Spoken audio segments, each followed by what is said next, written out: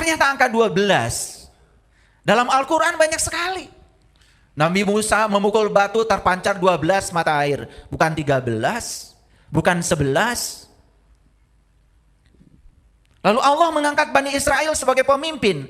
Lalu jumlah pemimpinnya dinyatakan di Quran 12. Pernah nggak Bapak Ibu bertanya, ada apa di balik angka 12? Kok ada kesamaan ya? Nabi Muhammad lahir tanggal 12 Rabiul Awal. Sebelum Nabi Muhammad dan Nabi sebelumnya namanya Nabi Isa.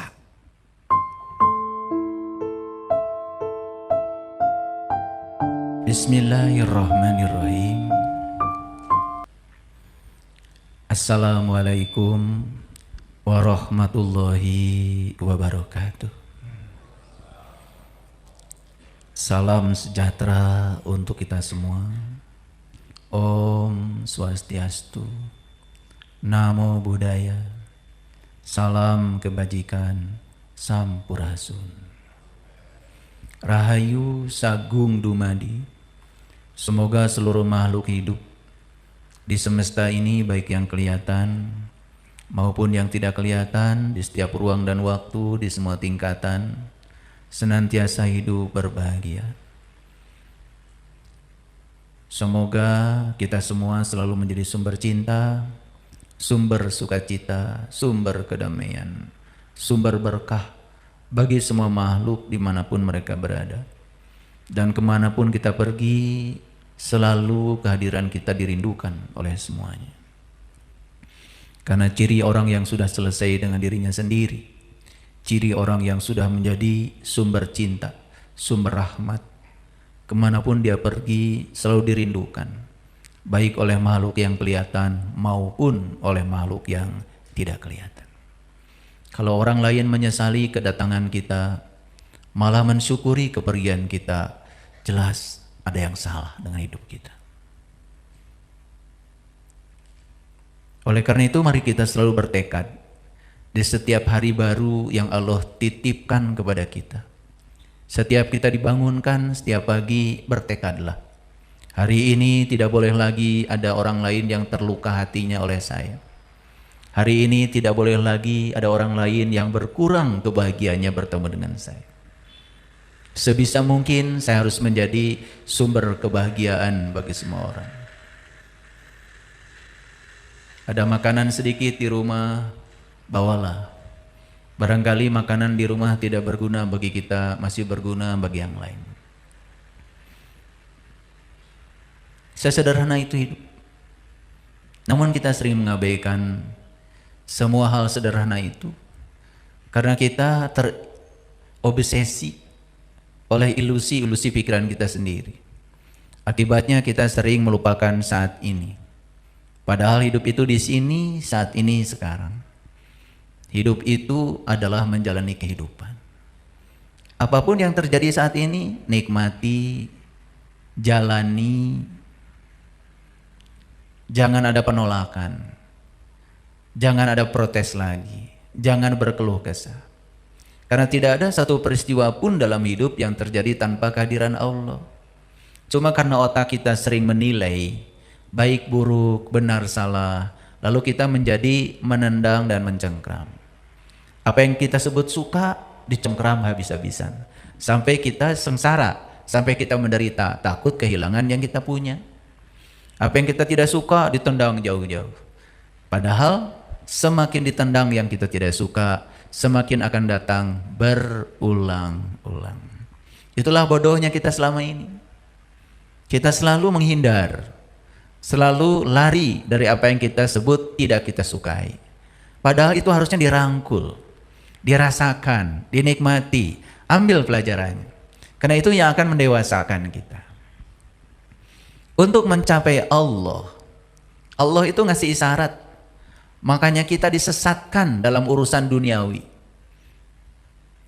Bisnis bangkrut, uang yang ada ditipu orang, bisnis apapun selalu tidak ada kemajuan. Tapi kita tidak bisa menangkap isyarat dari Allah. Padahal kata Allah, aku tutup sementara waktu semua urusan duniamu, tapi aku membukakan pintu lain buat kamu. Tapi kita tidak mau menengok ke pintu itu. Karena kita lebih fokus kepada pintu yang tertutup itu. Lalu pintu yang tertutup itu disesali, dimarahi, diprotes. Pada Allah sudah membukakan pintu lain yang jauh lebih hebat. Kata Allah, masuki pintu ini nak, masuki pintu ini. Dan kamu nanti akan diberi berkah yang berbeda. Cara pandangmu terhadap dunia, cara pandangmu terhadap pasangan, cara pandangmu terhadap anak, cara pandangmu terhadap kehidupan. Begitu engkau sudah menemukan aku, begitu sudah menemukan kemuliaan di dalam dirimu, semua akan jadi mulia di luar. Begitu sudah menemukan kesucian di dalam dirimu, semua yang di luar menjadi suci. Begitu kamu sudah menemukan keindahanku di dalam dirimu, semua yang kau saksikan di luar akan menjadi indah. Tapi kita tidak bisa menangkap pesan itu. Hidup seperti kebanyakan orang dalam keadaan tidak sadar. Kayak robot. Orang lain melakukan ritual ini ikut. Orang lain melakukan itu ikut. Orang lain melakukan ini ikut. Sementara kita sama sekali tidak pernah mengerti yang kita lakukan itu apa maknanya. Lalu timbullah kesombongan, merasa diri kita sudah mencapai tingkatan tertentu, padahal sebetulnya kita ini belum kemana-mana. Buktinya apa? Masalah kita masih itu-itu saja, pikiran kita masih itu-itu saja. Hari baru tidak membuat kita menjadi manusia baru. Hari baru tidak membuat pikiran kita jadi baru. Hari baru tidak membuat kita memiliki sudut pandang yang baru. Seperti itu kebanyakan manusia, hidup dalam keadaan kegelapan, ketidaksadaan.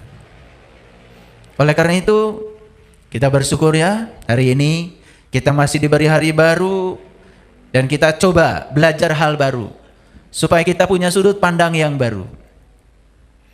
Karena tidak ada ulang tahun, tidak ada. Waktu tidak bisa diulang. Waktu adalah ruang yang bergerak. Waktu terus bergerak.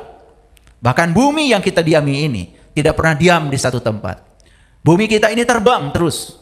Saking luasnya ruang kosong yang tanpa batas. Bumi yang besar ini terbang bersama galaksi-galaksi yang lain di ruang yang tanpa batas.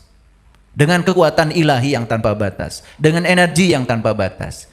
Cuma karena kita tidak mengerti, membiarkan semua aspek kehidupan kita berlalu tanpa pelajaran.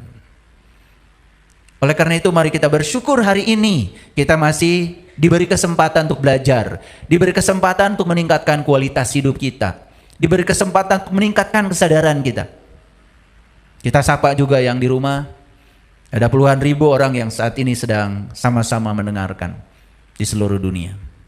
Mari kita puji Allah bersama-sama membaca hamdalah. Alhamdulillahi rabbil alamin. Mari kita awali kajian ini dengan menyertakan Allah supaya kita dapat ridhonya, dapat berkahnya. Sama Allah jangan cuma ingin ridhonya, berkahnya, tetapi tidak mau Allahnya. Mari kita rasakan kehadirannya dalam diri kita saat ini. Dia adalah daya semesta yang membuat tubuh kita menjadi begitu hebat.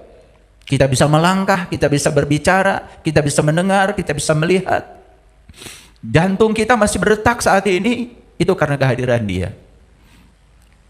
Mari kita awali kajian ini bersama-sama membaca basmalah. Bismillahirrahmanirrahim. Para sahabat, hari ini saya akan bicara suatu rahasia yang sangat penting.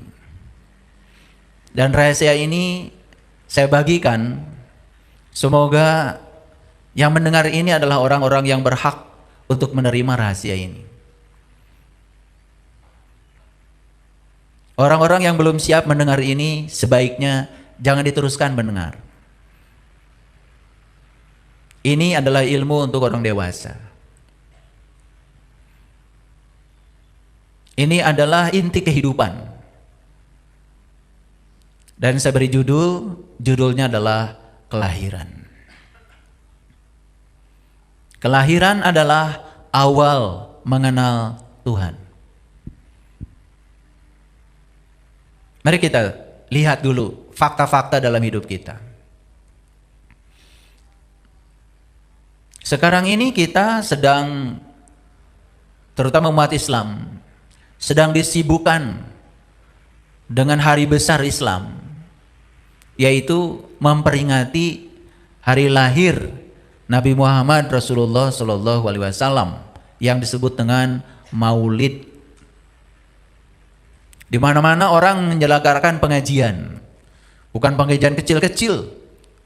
Pakai panggung, pakai speaker. Sehingga siarnya itu kelihatan. Bagus apa tidak itu? Bagus. Tetapi ada satu pertanyaan besar bagi kita. Apa kita mau terus-menerus memperingati, menjadi pengamat? Lalu kapan kita mau jadi pelaku? Kapan kita mau mengalami maulid itu untuk diri kita sendiri? Menjunjung tinggi kelahiran Rasulullah Sallallahu Alaihi Wasallam itu adalah bagus, karena kita menghormati jasa-jasa beliau. Beliau telah menjadi marga lantaran, menjadi wasilah untuk menyampaikan cahaya ilahi ke semesta yang gelap gulita ini. Dan saya tidak usil dengan itu bagus, silahkan, itu adalah syiar. Tetapi apakah itu akan berhenti menjadi suatu rutinitas tahunan yang tidak menghasilkan apa-apa untuk kita, untuk diri kita, tidak menghasilkan kesadaran apa-apa untuk kita? Itulah pertanyaan. Bagus, tetapi bagus juga kalau ditingkatkan sedikit, supaya kualitas hidup kita juga berubah. Coba kita renungkan. Waktu Nabi Muhammad Rasulullah Sallallahu Alaihi Wasallam lahir ke alam semesta ini, kalender Hijriah saja belum ada. Setuju ya?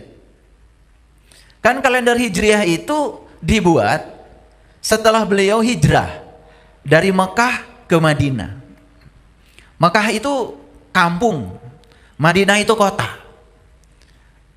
Jadi sebetulnya secara universal, Mekah itu adalah lambang dari kampung, lambang dari keterbelakangan, lambang dari kegelapan. Sedangkan Madinah itu adalah kota, lambang dari revolusi, lambang dari perubahan, lambang dari pencerahan. Jadi hijrah dari Mekah ke Madinah itu sebetulnya adalah pindah dari kampung ke kota. Makanya di Quran surat An-Nisa ayat 66 Allah berfirman, bunuhlah dirimu dan keluarlah dari kampungmu. Kita disuruh bunuh diri dan keluar dari kampung. Itu bahasa simbolik. Bunuh diri yang dimaksud di sini tentu saja bukan menyakiti diri kita sendiri, tapi bunuhlah segala paradigma, dogma masa lalu yang sudah tidak produktif lagi, yang membuat kamu tinggal di kampungmu terlalu lama, tinggal dalam kegelapan, tinggal dalam kegelapan pikiran, tinggal dalam penderitaan, tinggal dalam kesengsaraan hidup. Bunuh itu semua, dan kamu harus pindah ke kota. Makanya tidak ada satu bahasa ya yang muncul di dunia ini sebagai bentuk dari kecerdasan leluhur kita. Saya sudah teliti di bahasa manapun. Di Quran ada surat Saba. Dan kalau orang Sunda, orang Jawa Barat, kalau mau pergi ke kota, kan dia bilang nyaba. Itu kata dasarnya dari kata Saba. Itu sama persis dengan yang ada di Quran, surat Saba. Itu adalah simbolisasi dari leluhur kita yang cerdas. Dan beliau mengambil itu, bahwa nyaba adalah perjalanan dari kampung ke kota. Tapi sayang kita ini hanya menerjemahkan nyaba itu betul-betul dari kampung secara fisik, secara geografis, ke kota yang secara fisik dan geografis. Tapi kita tidak menangkap pesan leluhur kita yang sebenarnya. Bahwa sebetulnya ya nyaba itu berpindah dari kampung ke kota, berpindah dari cara hidup lama yang tidak produktif, cara hidup lama yang tidak menyadarkan kita, cara hidup lama yang tidak mengubah kesadaran kita, memasuki kehidupan baru yang lebih produktif, yang lebih sadar, yang membuat kita tenang, yang membuat kita tentram, yang membuat kita bahagia. Itu sesungguhnya pesan leluhur kita. Dalam tradisi Islam disebut hijrah. Makanya setelah hijrah keluarlah penanggalan tahun Hijriah. Setuju ya dengan saya? Saat Nabi Muhammad lahir kalender Hijriah belum ada. Tapi kenapa kita tahu Kok Nabi Muhammad lahir tanggal 12 Rabiul Awal? Padahal kalendernya juga belum ada. Ini fakta. Saya sebagai saintis bicara selalu dengan data. Saya tidak mau ngarang-ngarang. Karena kalau ngarang-ngarang nanti akan jadi debatable. Paham sampai sini? Oke. Jadi kalau begitu, apakah kelahiran yang kita peringati itu sekedar kelahiran tubuh? Ada pesan lain dari beliau. Ada pesan yang lebih tinggi dari sekedar itu. Saya pastikan sekelas Nabi Muhammad Rasul tidak mungkin menyampaikan sesuatu kepada kita hanya sebatas kulit luarnya saja. Ada lapisan terdalamnya yang harus kita ungkap.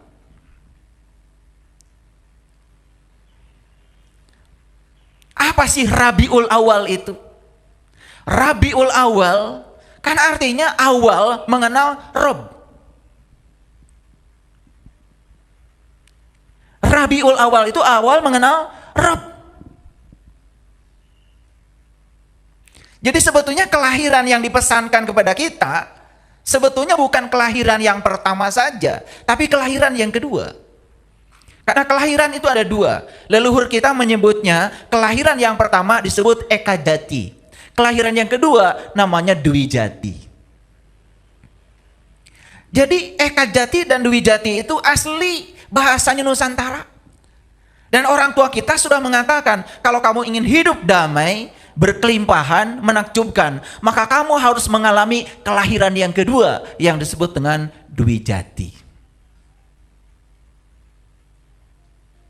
Ternyata angka 12 dalam Al-Quran banyak sekali. Nabi Musa memukul batu terpancar 12 mata air. Bukan 13, bukan 11. Lalu Allah mengangkat Bani Israel sebagai pemimpin. Lalu jumlah pemimpinnya dinyatakan di Quran 12. Pernah nggak Bapak Ibu bertanya, ada apa di balik angka 12? Kok ada kesamaan ya? Nabi Muhammad lahir tanggal 12 Rabiul Awal. Sebelum Nabi Muhammad dan Nabi sebelumnya namanya Nabi Isa. Yang lahir tanggal 25 bulan 12. Kok ada hubungan nih 12? Ini kalau main data ya, main data. Jadi ada apa di balik 12? Dan kenapa di Quran angka 12 diulang-ulang? Nanti saya akan tunjukkan ayat. Makanya saya bilang, ini kajian buat orang dewasa. Yang siap untuk mendengar, teruskan. Yang belum siap, udah gak usah didengar. Yang belum butuh, jangan dulu. Tetapi ini yang saya ungkap, ini adalah masalah umum. Ilmu umum yang harus diketahui oleh orang kebanyakan. Oke. Jadi kelahiran itu adalah awal mengenal Tuhan. Jadi yang dibicarakan di sini bukan sekedar kelahiran fisik, tapi kelahiran ruhaniah kita. Coba, pasti ya, setiap tahun Bapak Ibu memperingati hari ulang tahun. Betul? Niup lilin nggak? Niup lilin nggak? Niup lilin. Nah saya juga kagum tuh sama orang yang pertama kali merayakan ulang tahun niup lilin, kagum saya. Walaupun saat itu saya juga belum tahu pesannya apa. Kan lilin itu asalnya hidup, ditiup, jadi mati. Karena kelahiran tubuh fisik, saat dilahirkan oleh ibu kita datang ke dunia ini. Sebetulnya kita ini dari alam terang memasuki alam kegelapan. Makanya lilin yang asalnya hidup ditiup.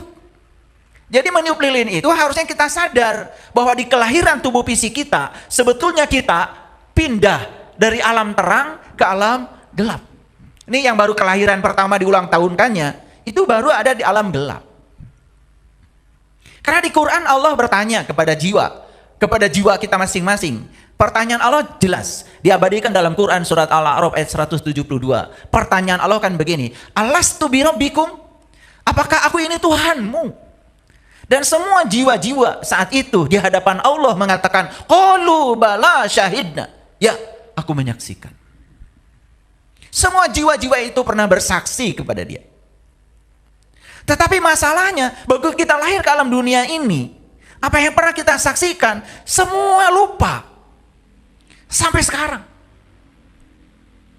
Bahkan ketika sholat, bingung mana yang harus kita ingat. Lupa semuanya. Akibatnya ketika sholat, pikiran kita jalan-jalan kemana-mana, gak karu-karuan. Akhirnya sholat itu membuat kita tersesat. Tersesat di pikiran kita sendiri. Tersesat di pikiran kita sendiri. Sampai ada yang lupa bacaannya. Sampai ada yang lupa rakaatnya. Itu kan tersesat di pikiran kita sendiri. Saking asiknya kita jalan-jalan. Begitu Allahu Akbar, bray. Jadi Allahu Akbar. Tapi kita tidak pernah mau jujur pada diri sendiri. Kenapa ya? Kan saya dulu mengenal Tuhan, tapi sekarang kok saya lupa pada yang saya kenal. Pernah ada pertanyaan itu? Gak pernah ya? Hebat Bapak Ibu itu. Kok saya bertanya ya? Bertanya pada diri saya. Makanya saya paham, di kelahiran tubuh fisik kita pindah dari terang kepada gelap. Karena aslinya kita semua ini adalah makhluk cahaya.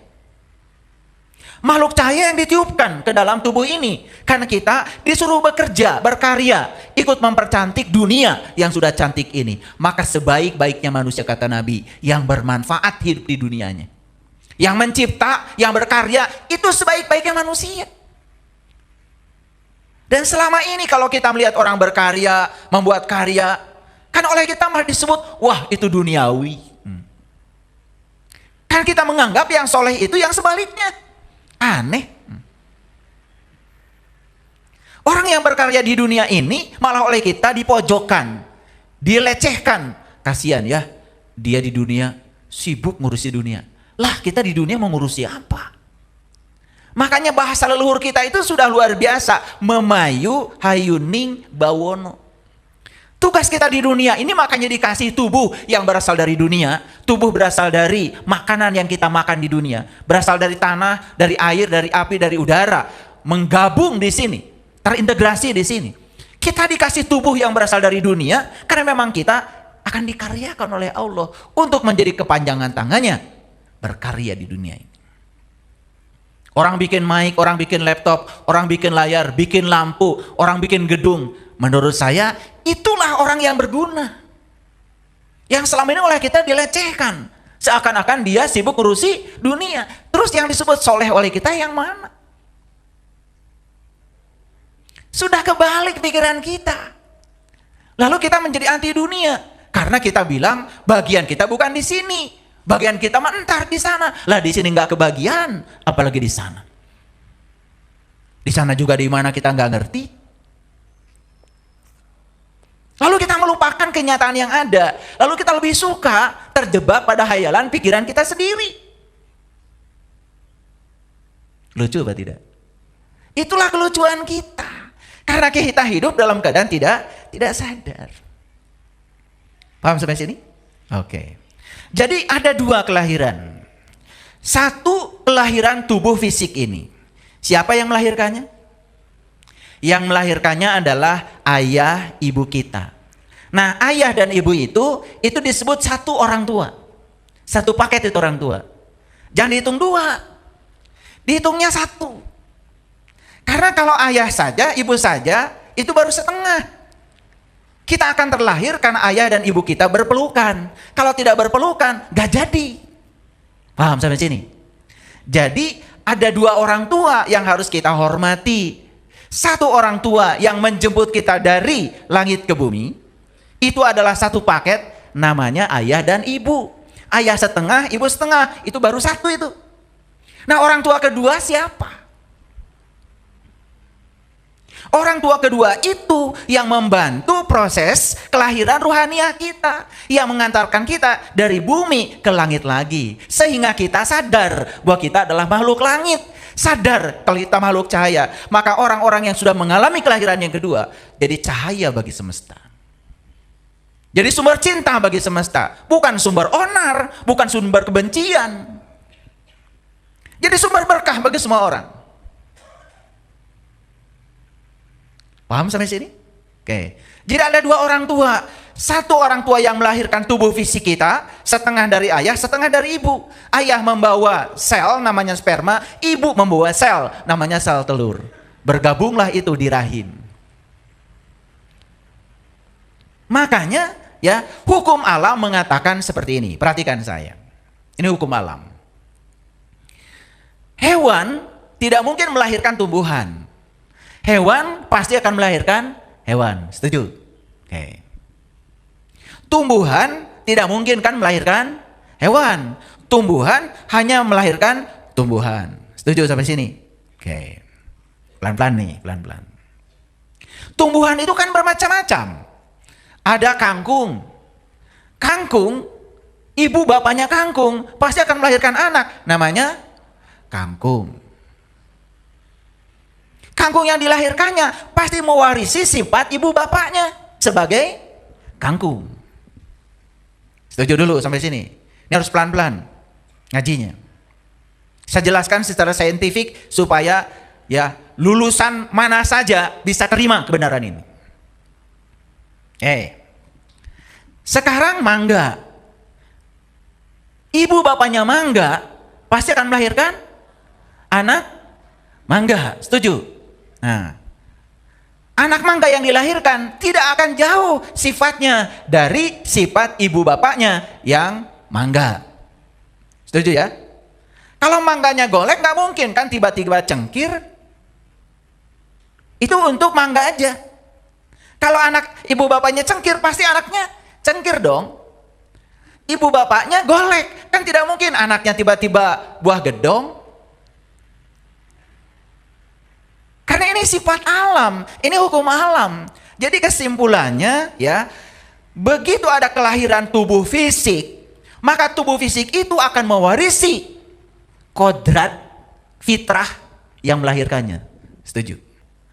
Anak saya itu kan pasti tidak akan jauh dari saya dan istri saya. Masa kayak anak tetangga? Nggak mungkin kan? Betul nggak? Ya. Saya manusia, pasti anak saya manusia. Dan anak saya pasti mewarisi kodrat saya sebagai manusia. Jadi kesimpulannya daging pasti akan melahirkan daging. Paham sampai sini? Oke. Sementara diri kita ini kan ada dua aspek. Ada aspek daging, aspek fisik, ada aspek non daging. Yang disebut dengan imateri, yang disebut dengan ruhaniah. Tadi sudah sepakat. Tidak mungkin ya hewan melahirkan tumbuhan. Dan tidak mungkin juga tumbuhan melahirkan hewan. Setuju ya? Tidak mungkin daging melahirkan yang non daging. Ya daging melahirkan daging. Jadi yang non daging dalam diri kita tidak mungkin dilahirkan oleh daging. Jadi ayah ibu kita itu bertugas melahirkan tubuh fisik kita. Titik sampai di situ. Berarti kalau kita lahir baru sekali sebagai manusia, kita baru mewarisi kodrat ayah ibu kita sebagai manusia. Padahal diri sejati kita bukan tubuh. Diri sejati kita itu yang melampaui tubuh. Yang tidak kelihatan di sini. Sifatnya abadi. Tubuh itu tidak abadi. Pasti yang dilahirkan oleh tubuh yang tidak abadi juga tidak abadi. Kan pertanyaannya jadi menjurus sekarang. Oh kalau begitu, ruhaniah saya tidak mungkin dilahirkan oleh daging. Ruhaniah saya hanya bisa dilahirkan oleh Dia Sang Maha Rohani. Dan itulah yang disebut dengan kelahiran yang kedua. Nah, dalam bahasa lain sering disebut dengan pencerahan. Ada kesamaan sebetulnya ya, semua tradisi agama. Kalau di Islam ada Maulid, diperingati setiap tahun bukan? Sama, sahabat kita di Nasrani juga punya yang namanya Natal, beda bahasa. Sebetulnya dua-duanya menjurus kepada kelahiran ruhaniah sebetulnya, bukan sekedar kelahiran tubuh fisik. Paham sampai di sini? Oke. Pertanyaan selanjutnya. Kalau begitu orang tua saya berapa ya? Yang baru mengalami kelahiran yang pertama, yaitu kelahiran tubuh fisik, orang tuanya baru satu. Dan orang yang sudah mengalami kelahiran yang kedua, yaitu kelahiran rohani, sudah mencapai pencerahan, sudah kenal jati dirinya, sudah kenal siapa Tuhannya, kenal asal usul kehidupannya, bahkan siap untuk pulang ke tempat asalnya. Berarti dia sudah mengalami kelahiran yang kedua. Siapa wasilahnya? Itulah yang di zaman dulu disebut para rasul, para nabi. Nah, di zaman sekarang istilah itu sudah selesai, tidak dikenal lagi. Yang dikenal di zaman sekarang adalah para penerus ilmunya rasul, ilmunya nabi, yang disebut dengan para ulama. Jadi ulama itu siapa kalau begitu? Orang yang bisa membantu kita untuk mengalami kelahiran yang kedua. Kalau tidak bisa membantu kita, bukan ulama.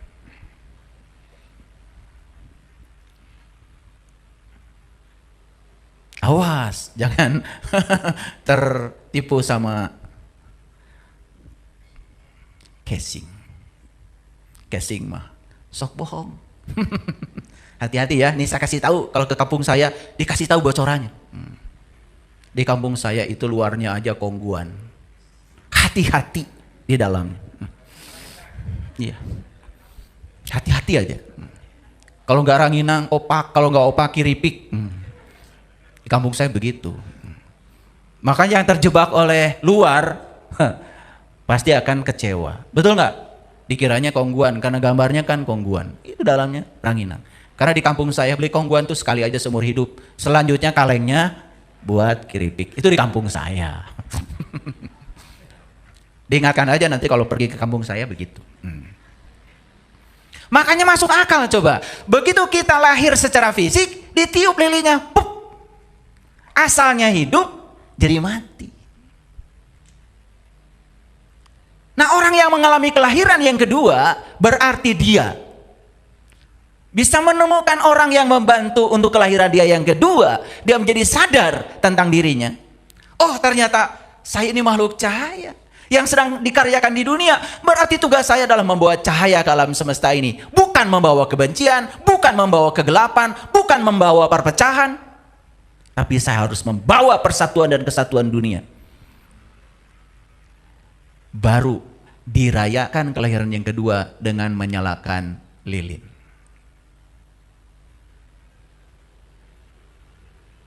Makanya ada lagu bagus itu dari Chrisye. Lagunya Lilin Kecil. Dan kau lilin-lilin kecil, sanggupkah kau bersinar? Aduh. Saya kalau nyanyi lagu itu pengen nangis.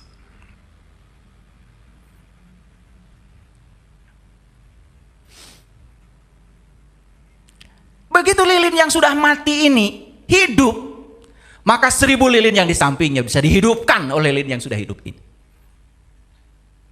Jadi jangan heran kalau orang yang baru mengalami kelahiran yang pertama namanya Eka Jati, belum mengalami Dwi Jati, di kehidupannya hanya membawa kegelapan dan kegelapan, membawa onar, membuat perpecahan, tidak menjadi sumber rahmat, sumber cinta, sumber sukacita, malah menjadi sumber malapetaka bagi makhluk yang lain. Usilnya luar biasa. Rumput yang sedang tumbuh saja diinjak. Bunga yang indah aja dia petik. Kemanapun dia pergi membuat kerusakan. Pohon yang menjulang tinggi pun dia hantam sesuka dia. Makanya dunia ini menjadi rusak oleh orang-orang yang hanya mengalami satu kelahiran. Paham sampai sini? Jadi kenapa Nabi Muhammad lahir 12 Rabiul Awal? Karena 12 itu angka simbolik. Coba Bapak Ibu baca syahadat. Asyhadu alla ilaha illallah, Allah. Wa asyhadu anna Muhammadar Rasulullah, Rasul. Berarti yang disaksikan 2. Yang disaksikan 2 bukan? 2 bukan? Siapa? Allah dan Rasulnya. Kalau ada yang disaksikan, berarti ada yang menyaksikan. Siapa yang menyaksikan? Hamba. Dirimu. Apakah sudah menyaksikan Allah dan Rasulnya? Satu menyaksikan dua. Itulah awal mengenal Rob.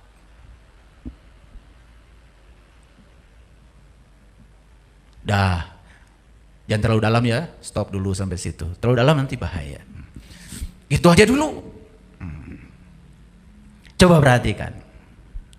Jadi sebetulnya kelahiran yang kedua itu kenapa penting? Karena di kelahiran yang kedua, manusia itu bukan sekedar tahu jati dirinya, tahu siapa dirinya, tahu asal usulnya, dan tahu kemana dia harus pulang. Karena di kelahiran yang kedua, manusia akan bebas dari rasa khawatir, bebas rasa takut, bebas rasa sedih. Kenapa? Dia sudah melihat semua yang di semesta ini adalah karya dia. Tidak terjebak baik buruk, benar salah. Semua pandangannya netral. Lalu orang yang semacam ini mudah bisa menangkap pesan-pesan semesta yang akan dikirimkan kepada dia lewat berbagai peristiwa. Keren. Itulah yang disebut dengan berpindah dari kematian menuju kehidupan. Jadi pertanyaannya sekarang, apakah saya ini sekarang sudah hidup? Kan itu pertanyaannya. Kalau masih pusing, masih bingung, masih banyak konflik, hidup tidak menakjubkan, kerja keras, jangan-jangan saya masih mati. Apa yang mati? Kesadaran.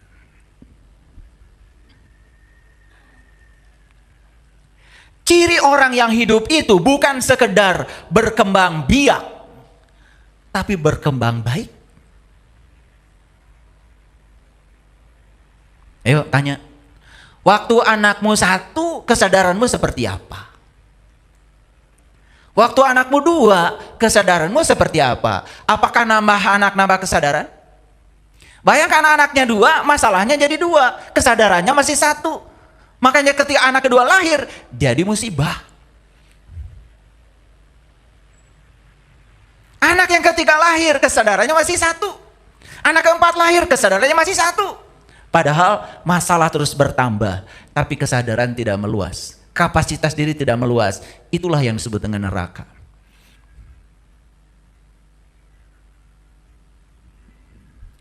Paham sampai sini? Oke. Jadi kelahiran itu adalah berpindah dari kematian menuju kehidupan. Makanya saya berulang kali mengatakan, lihat Bapak Ibu, di Quran surat Al-Imran ayat 49, Allah mengatakan penyakit manusia itu 3. 1, tertutup mata kolbunya. 2, penyakit kulit. Karena otomatis begitu tertutup mata kolbunya, pasti akan punya penyakit kulit. Penyakit kulit itu penyakit luar. Ngerti sesuatu cuman luarnya saja. Maka kita menjadi salah persepsi, salah interpretasi, salah konsepsi. Makanya hidup selalu dihantui oleh miskonsepsi terhadap segala aspek kehidupan. Makanya Allah bilang, aku bergantung sangkaan kamu. Nah, untuk mengubah sangkaan kita kepada Allah, kan harus kenal sama Allah. Jangan-jangan semua hidup saya yang amburadul ini gara-gara saya tidak kenal dia. Lalu saya memposisikan dia seperti yang saya persepsikan. Akibatnya apa? Dia bergantung sangkaanku. Ya? Saya itu saking sayangnya ya sama umat, Bapak Ibu semuanya. Saya pikirkan gimana caranya ya supaya orang tuh banyak uang. Saya pikirkan caranya. Saya bikin pelatihan dirindukan uang. Sampai bikin itu. Nanti saya kasih tahu caranya. Saking sayangnya itu.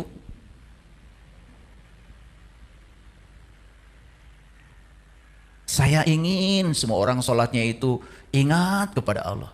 Saya bikin pelatihan sholat khusyuk. Sampai ada yang nangis habis itu. Aduh, betapa nikmatnya. Kenapa ya selama ini saya tidak merasakan sholat? Habis sholat kita cuma kewajiban. Dilaksanakan dapat surga. Kalau nggak dilaksanakan takut neraka. Dalam teori motivasi, kalau seseorang melakukan sesuatu karena reward and punishment, itu kesadaran dia masih kesadaran yang sangat rendah. Sementara kita ingin mencapai kesadaran yang tinggi, sidrah al-muntaha. Bagaimana kita bisa melepaskan dari kesadaran rendah ini? Paham ya? Oke. Jadi kelahiran itu berpindah dari kematian menuju kehidupan. Jangan mengira kita sudah hidup karena aktif. Karena ciri hidup itu bukan sekedar berkembang biak, tapi berkembang baik. Pertanyaannya, apakah hidup saya berkembang baik? Berkembang biak nggak usah dibicarakan. Betul? Otomatis itu mah, ya. Begitu masuk suami istri ke kamar, otomatis. Tapi pertanyaannya apakah berkembang baik? Coba silakan Bapak Ibu bikin grafik kesabaran, grafik kebijaksanaan, grafik kearifan, grafik memaafkan. Coba bikin dari hari ke hari. Seperti apa kondisi kita? Grafikan oleh kita. Jangan-jangan grafiknya bukan linear ke atas, malah linear ke bawah. Bertambah usia, tetapi bertambah keburukannya, bukan kebaikannya. Bertambah kemelekannya, bertambah pelitnya. Padahal dulu waktu kita lahir ke dunia kan lucu. Betul? Iya. Lucu dulu waktu kita lahir ke dunia dulu. Kok sekarang kelucuan itu gak ada lagi. Semua serius. Dulu waktu berantem dengan teman waktu kecil, sebentar berantem, nangis-nangisan, sebentar sudah pelukan. Kok sekarang gak lucu lagi ya? Urusan kecil aja sampai bertahun-tahun aja lebaran aja gak mau ketemu. Sampai bersumpah, nanti kalau saya mati jangan sentuh. Mau mati aja bawa kebencian. Jangan sampai disentuh oleh dia. Saya tidak rela. Ya kalau mau mati, mati aja. Itu kebencian yang dibawa. Begitu luar biasa ya. Itulah kelucuan manusia kebanyakan. Dendam, kesumat. Ya. Tidak bahagia melihat orang lain senang. Itu dianggap biasa. Padahal itu penyakit itu. Penyakit yang luar biasa. Kalau kata Dul Sumbang, penyakit hati. Nempok aing susah sia meni senang. Nempok aing senang sia meni susah. Nempok aing benghar sia mani jangar. Nempok aing untung sia jadi muyung. Coba. Orang yang kayak gitu, waduh, hidupnya tidak akan beranjak dari penderitaan. Hebat itu ya, Kang Dul itu bikin lagu keren banget. Coba perhatikan. Sahabat kita yang di Nasrani memperingati hari Natalnya pakai apa? Pohon Natal. Lihat pohon Natal, banyak lampunya. Kan lampu itu lambang dari kota, lambang dari pencerahan. Hebat. Kalau kita mau memaknai semua simbol-simbol agama, semua itu keren. Tapi kalau di sini sudah ada kebencian pada orang lain yang berbeda keyakinan kita, kita tidak akan pernah dibukakan rahasia itu. Dalam tradisi Nasrani ada pohon Natal. Padahal di Islam juga ada namanya pohon zaitun. Pohon zaitun juga ada urusan dengan kota kan? Coba baca di Quran. Watin wazaitun waturisinin wahadal baladil amin. Ada balad, ada kota juga. Ternyata di pohon zaitun ada kota. Makanya Allah bilang di Quran, aku bentangkan kebesaranku di segala ufuk. Dan yang paling penting, aku bentangkan kebesaranku pada dirimu sendiri. Dan siapa yang menemukan kebesaranku dalam dirinya, maka dia sudah menemukan kebenaran. Aduh, dari tahun ke tahun mau ngucapin Natal aja sama saudara kita yang berbeda keyakinan, ruwetnya kayak apa. Padahal membahagiakan orang itu seharusnya menjadi kewajiban kita. Itu karena kita masih gelap, belum mengerti.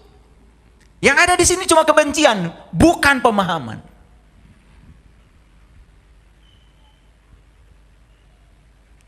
1 dan 2. Ngerti ya tadi?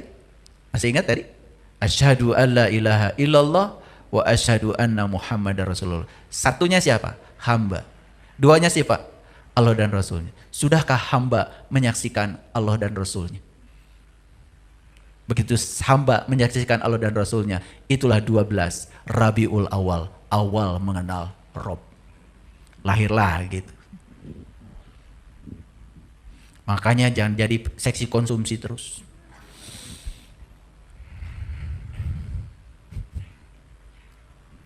Bagian seksi dana aja terus. Minta sumbangan.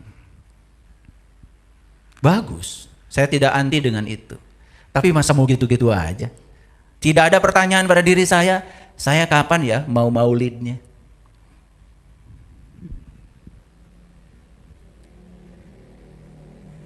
Oke, baik kita lihat sekarang. Ini Quran surat Al-Baqarah ayat 60. A'udzubillahi minasyaitonirrajim. Bismillahirrahmanirrahim. Dan ingatlah ketika Musa memohon air untuk kaumnya. Musa memohon air untuk kaumnya. Musa siapa? Rasul. Siapa kaumnya? Bani Israel. Bani itu adalah orang, Isra itu berjalan, El itu Tuhan. Bani Israel orang yang berjalan menuju Tuhan, siapapun orang. Awas, jangan terpatri pada yang sedang terjadi di sana. Quran itu universal. Bani Israel itu orang yang berjalan menuju Tuhan, siapapun orangnya. Makanya Allah berjanji kepada Bani Israel. Ya Bani Israel, uzkuru nikmati Allah alaikum wa anni faddaltukum alal alamin. Hai orang-orang yang berjalan menuju Tuhan, siapapun Anda, aku akan unggulkan kamu dari segala umat. Wa anni faddaltukum alal alamin. Aku akan berikan keutamaan dari umat-umat yang lain. Siapa orang yang beri keunggulan oleh Allah? Siapapun yang mau berjalan menuju Allah pasti unggul. Dalam tradisinya Eyang Prabu Siliwangi disebut Maung, manusia unggul. Makanya manusia unggul cirinya apa? Cirinya 2. 1, dia punya kujang, kukuh karena janji. 2, mewarisi sifat ulas asih, silih asah, silih asih, silih asuh, silih wawangi. Wih, keren ajaran leluhur kita ya. Dan ajaran Islam yang dibawa Nabi Muhammad sebetulnya intisarinya itu sama dengan yang diajarkan oleh leluhur kita. Tidak ada yang berlawanan, cuma kita tidak mau menghormati leluhur kita sendiri.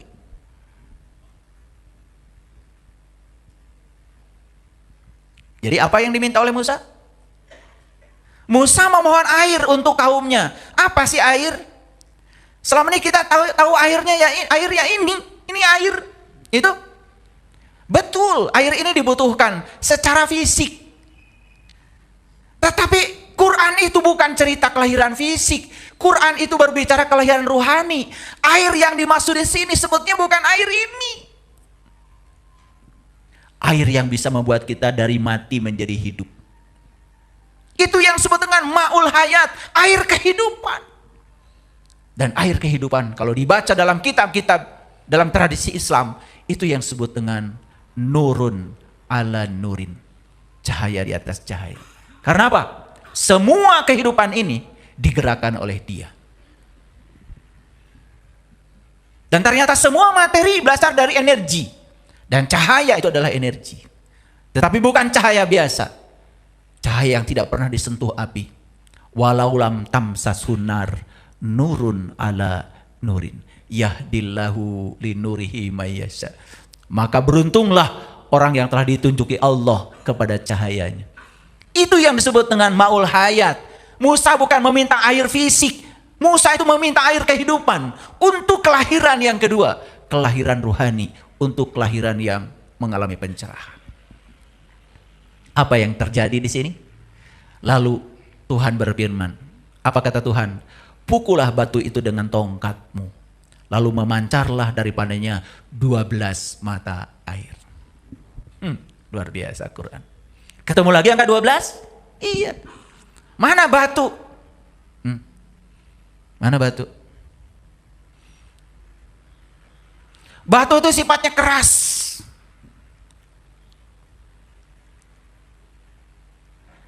Batu ini adalah simbolisasi dari kekerasan pribadimu. Kekakuan dirimu. Itu yang disebut dengan kekerasan hati, kekerasan jiwa. Bayangkan. Lihat saya semuanya. Begitu pengen marah, marah. Begitu kesel, melampiaskan kekesalannya. Dan kita terus memberikan nutrisi kepada diri ini. Apa yang terjadi? Makin lama, jiwamu yang lembut itu terus membatu. Maka itu harus dipukul dengan tongkat. Tongkat itu simbolisasi dari apa? Kalau memukul pakai tangan enggak? Pakai tangan enggak? Pakai tangan. Pukul dengan tongkatmu. Pukul dengan kekuasaanmu. Pukul dengan keinginan. Pukul dengan tangan. Karena yang paling berkuasa pada diri kita adalah diri kita sendiri. Bapak Ibu, saya kasih tahu ya. Siapa yang tidak tahu diri kita? Semua tahu bukan? Saya ini tidak sabaran, tahu? Kok sih kesini saya nunjuknya? Saya ini gampang tersinggungan, tahu? Kok kesini ya nunjuknya? Saya ini gampang baperan, tahu? Tahu apa tidak? Pasti tahu. Dan itu kita juga tahu, itu sifat buruk saya, itu kelemahan saya. Tetapi itu tidak pernah disentuh oleh kita. Lama-kelamaan makin membatu. Maka harus dipukul dengan tongkat. Nanti akan terpancar 12 mata air. Kembali lagi, 1 ketemu 2. Hamba ini hanya akan bisa berubah. Dengan apa? Dengan Allah dan Rasulnya. Kenapa? Hamba ini hanya bisa dilahirkan oleh Allah dan Rasulnya. Ruhani hanya bisa dilahirkan oleh yang maha ruhani. Mulai nyambung sekarang? Lalu kenapa kok ruhaniah saya nggak lahir-lahir? Seragam seminggu sudah 7. Ngaji rajinnya luar biasa. Saking rajinnya ngaji, sampai tidak ada jeda untuk mengamalkan hasil pengajian.